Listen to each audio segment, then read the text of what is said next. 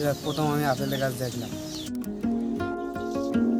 দিনাজপুরের বীরগঞ্জে আপেল চাষে সফলতা পেয়েছেন ইমরুল আহসান নামের এক কৃষিবিদ। তার বাগানের আপেল গাছে এখন থুকায় থুকায় জ্বলছে 3 প্রজাতির আপেল। প্রতিদিন দর্শনার্থীরা তার আপেল বাগানে ভিড় জমাচ্ছেন সেসব আপেল দেখতে।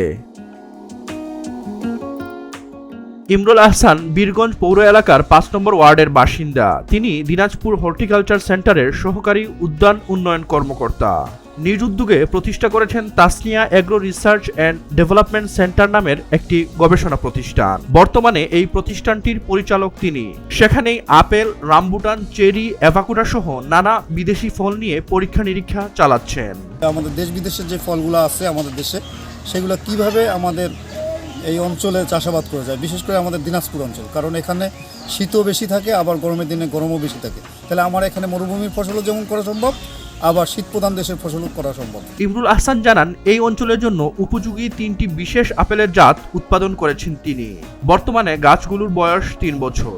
গত বছর 2টি গাছে প্রায় অর্ধশত ফল আসে, কিন্তু এবছর তার বাগানে 25টি গাছের মধ্যে 10টিতে আনুমানিক 1500-এর বেশি ফল ধরেছে। গাছগুলোর উচ্চতা 8 থেকে 10 ফুট।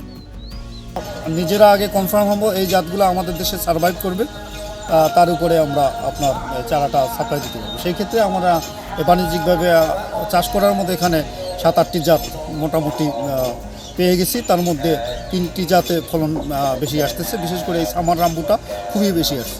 ইমরুল আহসান আরও জানান, দেশের অনুকূল আবহাওয়ায় আপেল চাষের জন্য 3টি জাতে বেশ কিছু হরমোনাল ট্রিটমেন্ট লাগে। তাই পরিকল্পনা অনুযায়ী সঠিক পুষ্টি উপাদান ও বেশ কিছু হরমোনাল ট্রিটমেন্ট সঠিক মাত্রায় প্রয়োগ করতে পারলে এই অঞ্চলে আপেল উৎপাদন সম্ভব। এদিকে ইমরুলের আপেল বাগান দেখতে প্রায় প্রতিদিনই ভিড় করছে দর্শনার্থীরা। সাদেকুল ইসলাম নামে একজন দর্শনার্থী বলেন, আপেল আমাদের দেশে চাষ করা সম্ভব তা আমার আগে জানা ছিল না, তাই সপরিবারে সচক্ষে দেখতে এলাম। সত্যি মুগ্ধ হয়েছি। আপেল কিনে খাচ্ছি, দেখি আপেলের গাছ দেখছি, আপেল ধরা দেখিনি কোনোবার, এবার প্রথম দেখলাম। আপেল দেখে খুব সুন্দর লাগলো, আপেল থোকা থোকা ধরছি, সুন্দর দেখা যাচ্ছে। এবার প্রথম আমি আপেলের গাছ দেখলাম।